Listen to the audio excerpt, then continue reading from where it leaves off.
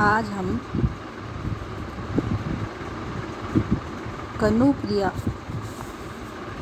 प्रसंग की व्याख्या का अध्ययन करेंगे। मंत्र पढ़े बाण से छूट गए तुम तो कनु, शेष रही मैं केवल कांपती प्रत्यंचा सी। अब भी जो बीत गया उसी में बसी हुई, अब भी उन बाहों के छलावे में कसी हुई। जिन रूखी अलकों में मैंने समय की गति बांधी थी, हाय उन्हीं काले नागपाशों से दिन प्रतिदिन क्षण प्रतिक्षण बार बार डसी हुई। अब सिर्फ मैं हूँ यह तन है और संशय है, बुझी हुई राख में छिपी चिंगारी सा, रीते हुए पात्र की आखिरी बूंद सा, पाकर खो देने की व्यथा भरी गूंज सा। प्रस्तुत पद्यांश कनुप्रिया से लिया गया है। इसमें कवि ने विरह निपीड़िता राधा की वेदना को इसमें प्रकट किया।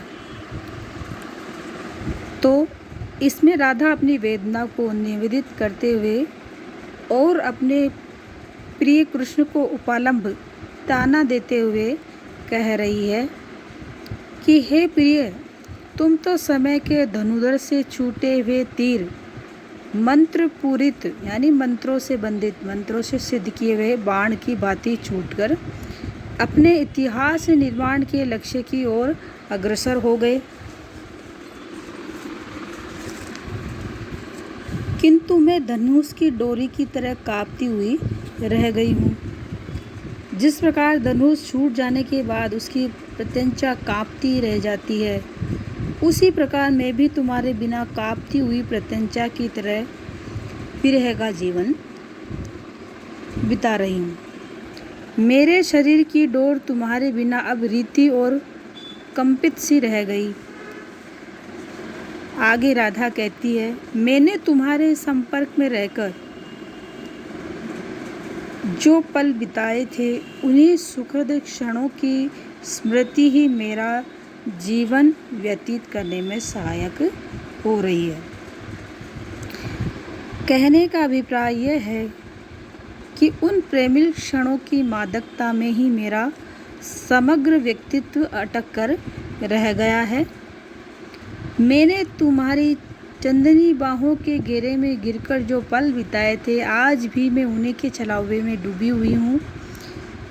यद्यपि मैं जान गई हूँ कि तुम्हारा वो जो प्रेम है, बाहों का कसाव था, वो एक छलावा क्षण मात्र था, किंतु मेरी ये भ्रमित आसक्ति है कि आज भी वह छलावा मेरा एकमात्र संबल है। यानी राधा उसे अपना एक सहारा मानती है, जो कि एक छलावा मात्र था। तात्पर्य यह कि राधा आज भी उस छलावे से मुक्त नहीं हो पाई। राधा आगे कहती है, मैंने अपनी रूखी लहराती और घुंघराली अलकों में काल की गति को बांध लिया है। जिन रूखी अलकों में मैंने समय की गति बांधी थी, है ना, जैसे वो कह रही है, मैंने अपनी रूखी लहराती और घुंघराली अलकों में काल की गति को बांध लिया है, कारण उनका मोहक आकर्षण अनिवारणीय था। आज वे अलके ही वियोग के क्षणों में मेरे लिए नागपाश बनी हुई है और प्रतिदिन प्रतिक्षण मुझे डसती रहती है। मैं किंग कर्तव्य विमूढ़ हो गई हूँ, न तो वह दिन ही अब रह गए हैं और न वैसा सुखद संयोग ही है।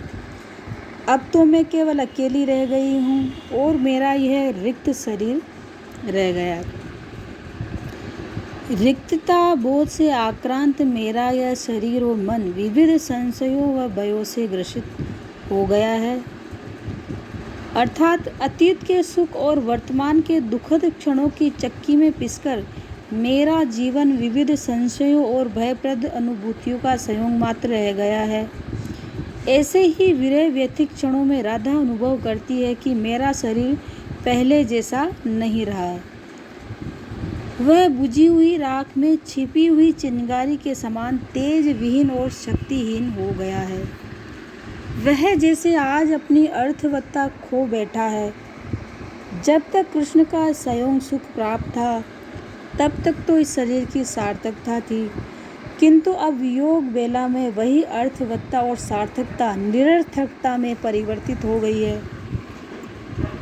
राधा कहती है कि निरर्थकता के इन क्षणों में मैं और मेरा शरीर ऐसा हो गया है कि जैसे किसी पात्र के खाली हो जाने पर उसमें आखिरी बूंद रह जाती है। वह आखिरी बूंद न तो तृप्ति ही दे पाती है और न पूर्णता ही। राधा अभाव का पुंज एक टीस मात्र और पाकर खोए हुए वेदना भाव की प्रतिकृति मात्र रह गई है। कृष्ण के संपर्क से राधा ने पूरा जीवन जिया और आज जब वह विप्रलब्ध है तो उस पर पूर्णता का अभाव उसके तन-मन को सालता रहता है। प्राप्त सुख के खो जाने पर जो व्यथा होती है, वैसी ही पीड़ा राधा को साल रही है। प्रस्तुत पद्यावर्तन में उपमा, रूपक, पुनरुक्ति, प्रकाश अलंकारों का प्रभावी और सार्थक प्रयोग हुआ है। प्रारंभिक पंक्तियों में प्रयुक्त उपमान शेष रही में केवल काकती प्रत्यंचासी मौलिक है और एक बिंब को प्रस्तुत करता है जिसमें गति है, प्रवाह है और प्रवाह भी भरपूर देखने को मिलता है।